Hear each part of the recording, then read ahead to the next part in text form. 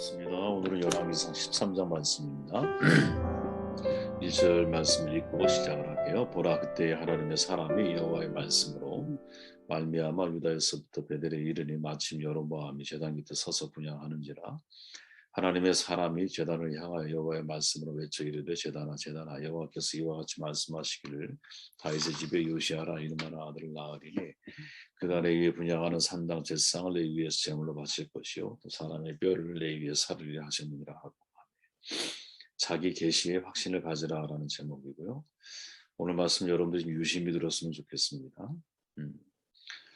열왕기상 13장은 사실 이해하기가 쉽지 않은 이야기를 소개하죠. 굉장히 난해한 내용입니다. 여로보암을 경고하는 하나님의 사람, 선지자를 가리키고요. 또 하나님의 사람을 속이는 늙은 예언자, 이도 역시 선지자를 가리킵니다. 그로 인해서 죽음을 당하는 하나님의 사람, 그리고 그 이후로 자기 마음대로 제사장을 세우는 여로보암의 모습을 소개하죠. 사실은 모든 이야기가 되게 낯선 이야기거든요. 많은 구약 주석가들도 이 부분을 신비하고 의문이 많은 부분이라고 인정을 합니다. 해결책이 뭘까 고민하다가 제일 좋은 방법은 저는 성경이 성경을 말하게 해야 한다고 생각하기 때문에 본문을 조심스럽게 우리가 분석해 가면서 의문을 풀어나가는 방법이 제일 좋은 게 아닐까 이렇게 생각을 합니다. 그 과정에서 얻을 수 있는 교훈이 있다면 자기 마음대로 제사장을 세우게 된 이 사건, 여로보암의 이 사건은 결코 우연이 아니라는 거죠. 어떤 과정을 통해 여로보암이 이 자리에 서게 됐을까 이런 관점으로 말씀드리다 보면 무엇이 소중한 가치인지를 서로가 확인하는 시간이 될 수 있다고 봅니다. 2절 말씀을 제가 다시 읽으면 하나님의 사람이 제단을 향하여 여호와의 말씀으로 외쳐 이르되 하나님의 사람이 지금 여로보암을 경고하고 있죠. 여로보암은 솔로몬의 신복의 아들이에요. 에브라임 지파에 속한 사람이고 하나님의 선택으로 북이스라엘의 왕이 되죠. 근데 불행히도 여로보암은 자신의 권력과 왕권을 확보하기 위해서 정치적인 목적으로 다 종교를 이용을 하거든요. 문제는 그 방법과 동기가 다 악한 것이었다라는 거예요. 오죽하면 여러분 잘 아시지만 남유다 왕들의 선함을 가늠할 때의 척도가 뭐냐? 다윗이잖아요. 근데 북이스라엘의 왕들의 악행을 가늠하는 척도가 여로보암이거든요. 하나님을 금송아지로 대체하고 제사장 제도를 마음대로 무너뜨리고 절기를 임의로 정하는 등 왕이 되자마자 하나님께 범죄하고 심판을 자초하는 일을 누가 여로보암이 행하거든요. 주목할 것이 뭐냐? 하나님의 사람의 경고성 발언에 대해서 여로보암이 어떻게 반응하고 있는가? 4절에 보니까 여로보암 왕이 하나님의 사람 베델에 있는 제단을 향하여 외쳐 말하며 들을 때에 제단에서 손을 펴며 그를 잡으라 하더라. 그를 향하여 편 손이 말라 다시 거두지 못하며 여로보암은 선지자의 말을 아주 우습게 처음에 알아들었던 것 같아요. 그래서 그를 잡으려고 그래요. 근데 오히려 명령하던 손이 말라버리는 일이 발생을 하죠. 사실이 굉장히 충격적인 경험 아니겠습니까? 왜 그 순간에 내 손이 말라버리는데 이 얼마나 두려운 경험이에요. 그죠? 그래서 선지자에게 손을 온전하게 회복해달라 부탁을 하고 손이 다시 회복을 하죠. 그리고 그 하나님의 사람에게 예물도 주고 잘 대접하려고 했어요. 근데 하나님의 명령이 이 하나님의 사람에게 임해서 돌아가라. 그리고 왔던 길로 가지 말고 다른 길로 돌아가라. 이렇게 하나님의 계시가 이제 임하죠. 이제 남은 것은 뭐냐? 이 하나님의 사람의 경고에 대해서 여로보암이 어떤 선택을 할 것인가? 이 중요한 문제가 남았죠. 근데 우리 같으면 보통 상식적으로 자신의 손마름 사건을 직접 경험했잖아요. 이 하나님의 경고가 가벼운 문제가 아니라는 것을 스스로 내가 알고 있을 거예요. 그죠? 이제 내가 하나님의 말씀에서 벗어난 것을 돌이킬 것인가 아니면 지금까지 살아왔던 삶의 관성대로 그대로 내가 인생을 살아갈 것인가 이 선택의 기로에 누가 여로보암이 놓이게 되는 거죠. 13장 11절을 읽어보면 베델에 한 늙은 선지자가 살더니 그의 아들들이 와서 이날에 하나님의 사람이 베델에서 행한 모든 일을 그에게 말하고 또 그가 왕에게 드린 말씀도 그들의 아버지에게 말한지라. 늙은 예언자가 지금 하나님의 사람을 만나고 있는 장면을 소개하거든요.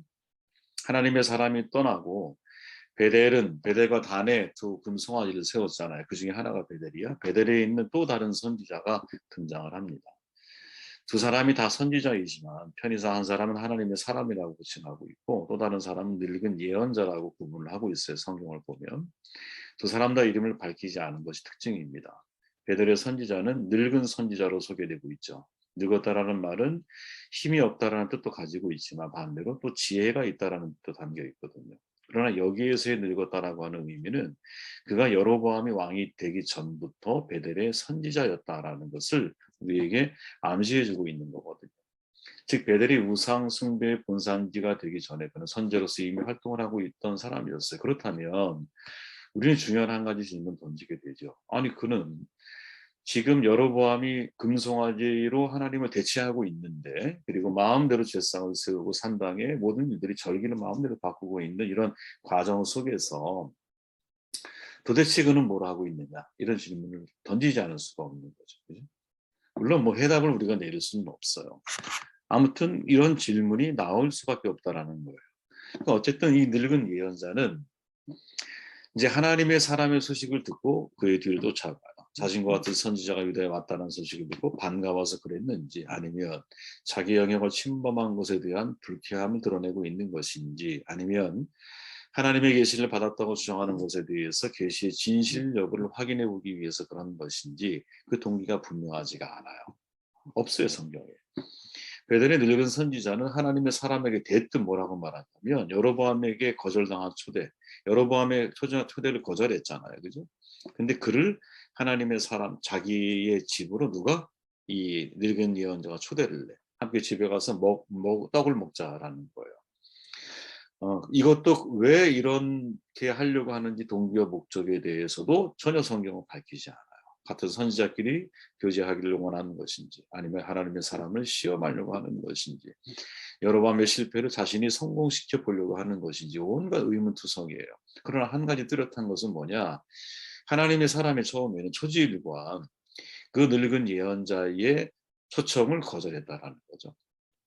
그러다가 18절에 보면 이 늙은 예언자가 이렇게 말합니다. 그가 그 사람에게 이르되 나도 그대와 같은 선지자라. 천사가 여호와의 말씀으로 내게 이르기를 그를 내 집으로 데려고 돌아가서 그에게 떡을 먹이고 물을 마시게 하라 하였느니라 하니 이는 그 사람을 속임이라. 이게 되게 중요한 구절이죠. 늙은 선지자는 자신이 하나님으로부터 또 다른 계시를 받았다라고 거짓말을 해요. 단호하게 그 늙은 예언자의 부탁을 거절했던 하나님의 사람이 이번에는 설득을 그리고 그를 따라가서 떡을 먹고 물을 마셔요. 자기가 받은 하나님의 말씀의 계시를 뒤엎은 거죠. 그죠? 그러자 갑자기 하나님의 말씀이 진짜로 늙은 예언자에게 임하면서 21절에 뭐라고 말하냐면 야 여호와가 너더러 떡도 먹지 말고 물도 마시지 말라 하신 곳에서 떡을 먹고 물을 마셨으니 너의 시체가 내 조상들의 묘실에 들어가지 못하리라 하셨느니라 하였다. 이렇게 말을 하는 거예요. 되게 황당한 장면이죠. 결국 하나님의 사람은 유다로 돌아가던 중에 길에서 사자에게 물려 죽음을 당하거든요. 그래서 묘실에 들어가지 못해요. 여기서도 많은 의문이 들죠. 하나님의 사람이 진실한 선지자였는데 이거 너무한 거 아니야? 이런 생각이 들기도 하고 거짓된 계시를 전하는 늙은 예언자에게 또다시 말씀이 계시되는 이유가 무엇일까? 이런 질문도 던지게 되죠. 그러나 기자는 오히려 단순하게 불순종한 자에 대한 하나님의 말씀에 명확한 심판이라고 하는 이 신명기적 역사관의 주제 있잖아요. 이 주제를 계속 제시하고 있는 거예요. 계속. 이것은 어떻게 보면 열왕기서 전체의 주제와도 연결되어져 있거든요. 하나님의 말씀을 지키지 아니하는 자들은 하나님의 심판이 반드시 뒤따르게 되어 있다. 이 주제를 일관성 있게 보여주는 거거든요. 기자는 3번에 걸쳐서 하나님의 사람이 떡을 먹고 물을 마셨다라는 사실을 강조하고 있어요. 근데 이것은 이전에 하나님이 직접 계시를 통해서 너는 아무것도 먹지 말고 고향으로 돌아가라 이렇게 말씀을 하셨거든요. 즉 그가 하나님의 말씀에 대한 확실히 불순종하고 있는 모습을 지적을 해주고 있다라는 거죠.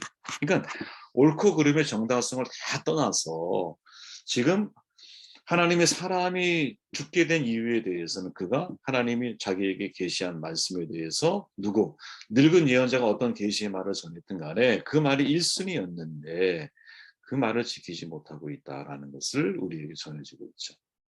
자, 여러분들 읽으면 이해하기가 쉽지가 않아요. 저도 읽는데 너무 머리가 복잡하더라고요. 매우 복잡한 이야기지만 사실은 여기서 몇 가지 명료한 교훈을 얻게 되는 거죠. 첫째는 하나님의 사람은 자기 계시에 대한 확신을 가져야 한다. 전 여러분 이게 굉장히 중요한 일이구나 하는 것을 다시 한번 생각을 하게 되었습니다. 9절에 이렇게 말하죠. 이는 곧 여호와의 말씀이 내게 명령하여 이르시기를 떡도 먹지 말며 물도 마시지 말고 왔던 길로 되돌아가지 말라 하셨음이니이다. 하나님의 사람의 고백이거든요. 이게 누구에게? 여로보암 왕에게 했던 말이에요. 내가 무슨 상관이냐? 너는 나를 따르라. 요한의 길을 궁금해하고 있는 베드로에게 예수님이 하신 말씀이잖아요. 그죠? 사명은 여러분 각각이거든요. 여러분 각자는요, 자기 사명에 우선해요. 자기 사명을 우선하려면 여러분, 자기 계시, 하나님이 나를 향해서 하신 계시가 1순위가 되어야 되는 거지. 다른 이의 계시에 여러분들은 의존하지 마십시오. 여러분, 그거는 굉장히 위험한 일이라고 저는 생각을 해요. 치명적인 실수가 될 수 있거든요. 저는 제가 목회 처음 출발할 때 그런 얘기 드렸지만 4년에 걸쳐서 하나님 저를 왜 목사로 선택하시고 제가 어떤 목회자가 되기를 원하십니까? 질문을 던지고 11월만 되면 한 달 정도 작전 기도를 시작을 하는데 첫해 하나님 너는 헬퍼가 돼야 한다. 그 다음부터 하나님이 제게 너는 말씀에 대해 성도의 삶에 대한 말씀의 해답을 찾는 대언자가 되어야 한다. 그리고 세 번째 너는 발이 되어야 한다. 발의 신학 어떤 책을 읽다 발의 신학을 제가 공부하게 되었고 마지막 성찬식을 통해서 너는 사람들 네 것을 다 줘도 아깝지 않는 만큼 사랑해야 한다. 이게 저희가 하나님이 저를 부르신 제일 중요한 저에게 주신 하나님이 저는 계시라고 저는 받아들이고 있거든요. 그래서 제가 저 자신을 예를 들어 삶을 제가 점검하고 평가할 때 다른 사람이 가지고 있는 기준 가지고 저를 평가하지 않아요. 내가 얼마나 하나님 말씀을 잘 대언하고 있는지 그리고 내가 얼마나 사람들을 돕는 자로서 내가 살아가고 있는지 또 내가 얼마나 어떤 자리에서든 발이 되려고 내가 노력을 하고 있는지 또 내가 가급적 이기심이 아니라 내가 먼저 희생하려고 하고 그런 사랑의 실천을 내가 온전하게 하고 있는지 다른 거 다 못해도 돼요. 제가 다른 건 다 못해도 되는데 이 네 가지에 대해서는 최선을 다하려고 노력을 해야 되는 거죠. 왜? 그건 하나님이 저에게 주신 명령이니까. 하나님의 사랑도 마찬가지라는 거죠. 그죠? 지금 늙은 예언자가 무엇을 계시했는지가 중요한 게 아니야. 그가 하나님이 나에게 계시해서 너로 떡을 먹게 하였다. 이건 중요한 게 아니야. 왜? 나에게 계시하신 하나님이 나의 삶의 체인지를 원하신다면 나에게 다시 계시하실 수 있잖아. 우리는 그렇게 하나님을 직접적으로 인격적으로 만나려고 하는 열정과 뭐랄까요? 이 확신을 가지고 있어야 하는 거죠. 두 번째는 뭐냐? 거짓 계시가 진실을 속일 수 있다는 사실을 항상 인지하고 있어야 돼요, 여러분. 늙은 예언자는 거짓 계시로 하나님의 사람을 속이죠. 자기 생각이었어. 근데 마치 하나님의 말인 것처럼 말을 해. 셋째, 늙은 예언자에게도 하나님의 말씀이 임할 수 있다라는 거. 이건 하나님의 영역이에요. 우리의 영역이 아니야. 그죠? 일반 사람을 통해 당나귀를 통해서도 말씀하시는 하나님이신데 당신의 뜻을 드러내실 수 있죠. 촉각을 세워서 귀를 기울일 필요가 분명히 우리 가운데 있을 거예요. 그럼에도 우리가 확실하게 기억해야 할 것은 뭐냐? 야, 하나님의 사람은 자기 계시에 대한 확신을 가져야 돼요. 이게 행동을 결정하는 1순위가 되어야 한다는 거죠. 자기 계시가 흔들리면 여러분 거짓 계시에 넘어지게 되거든요. 예레미야 선지자가 여러분 강력하게 증거하고 있는 내용들이 있어요. 이런 거예요. 선지자들은 거짓을 예언하며 제사장들은 자기 권력으로 다스리며 내 백성은 그것을 좋게 여기니 마지막에는 너희가 어찌하랴. 14장 14절 여호와께서 내게 이르시되 선지자들이 내 이름으로 거짓 예언을 하는도다. 나는 그들을 보내지 아니하여 그들에게 명령하거나 이르지 아니하여 그들이 거짓 계시와 점술과 헛된 것과 자기 마음의 거짓으로 너희에게 예언하는도다. 여러분 이 말을 정말 오늘날 우리가 기억을 해야 되거든요. 선지자가 하나님의 계시에 대한 확신이 흔들리면 거짓 선지자가 자기 생각을 계시할 때 흔들릴 수 있는 거예요. 저는 여러분 오늘날 설교자는 정확한 말씀에 대한 확신을 가져야 한다고 믿거든요. 그 말씀에 흔들림이 없어야 돼요. 하나님께로부터 부여받은 자신의 길을 가야 되는 게 맞는 거거든요. 예? 누가 나에게 이 길로 가라 저 길로 가라 말하는 거 귀담아 듣기 전에 내가 가야 할 길이 어떤 길인지는 명확하게 정돈하고 그 길을 묵묵히 걸어가야 되는 거거든요. 네?